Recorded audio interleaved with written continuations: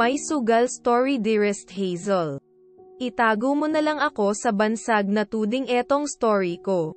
Di ko kyulam kung intense ito, alam ko nagsimula ako noong last year lang mga July or August ata yun, nang makita ko ang advertisements ng isang kapwa ko promonetics sa FB at YT. Nag-PM ako sa niya na paano ba yan?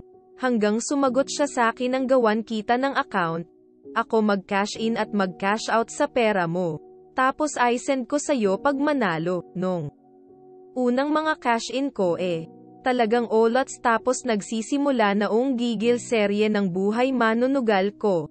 Hanggang sa isang araw pinanalo ako sa Megaball pa nga iyon Kaso di ko pa pinapatulan mga slot. Noon, nanalo ko ng 3,500, syempre tuwang-tuwa ako niyan dahil first time ko manalo ng ganun kalaki. Sigaw pa nga ako ng sigaw noon natatandaan ko syempre sa tuwa. Hihihi. Cash out ko Qgad on at kahit tanghaling tapat pumunta ako agad ng grocery dahil bili naman ng pang-supplies sa bahay. Bigas, ulam mga sabon at konting chicha ng mga anak ko, masarap sa feeling na manalo. Hihihi. Araw-araw pa din ako nagbabaka sa Klinon pero wala para namang inaalat kay Megaball hanggang makilala Konzi Super Ace.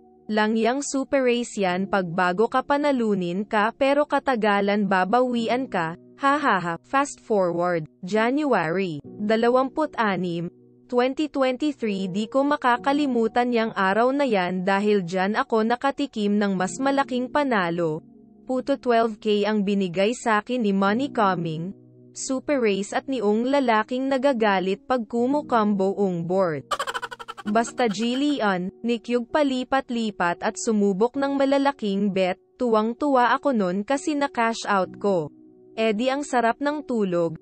Naipambayad sa utang ko na ipinangsugal din before at syempre bili din ako ng isang kaban ng bigas at grocery tapos nakapagtabi 0A ako ng mga 3K nun. Dahan-dahan na cash in lang on para matagal maubos, haha. Pero natuto na din ako maghanap ng mga ibang links noon, tapos nakita ko ang page mo. Nag-register ako sa MG links mo yun pero di ko kasi matandaan kung nanalo ako. Pero alam ko nalo ako, tapos naturuan ko din asawa ko na gumawa ng account under 8bet on. At, isa pa pala. Yang 8bet na yan tinawagan ako NYN dati kesyo pag nang deposit daw ako ay dadanlahin nila taya ko. Awa ng Diyos di naman siya scam. Totoo naman, nagdalawang isip lang talaga ako noon kasi, nga iniisip ko scam. Kaya alam ko 500 lang inutang ko noon at ideneposit ko sa account ko, balik kay asawa. Ayun nung unang cash in ng loko pinanalo gang sa nagtuloy-tuloy di naman nalulong pero nakpag patalo na din hanggang sa naisipan niya itigil na niya kasi nauubusan na siya ng GCSH, hahaha. Alam ko that time nalululong na ako kakasugal, kasi umabot na sa puntong kinukuhan ko naong asawa ko ng Gcash niya. Hanggang sa nang away KMI, kaya ayun ginawa pinalitan ang MP ng Gcash, hahaha. Umabot sa 0 antong nakutang na nga malaki may deposit lang.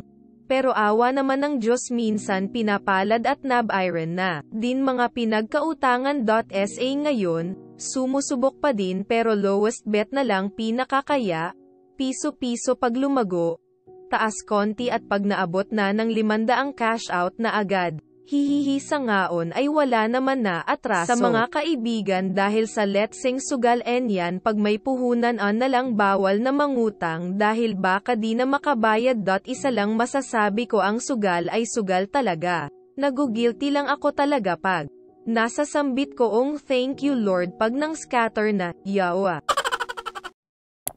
Gusto mo din bang i-share ang kwento mo?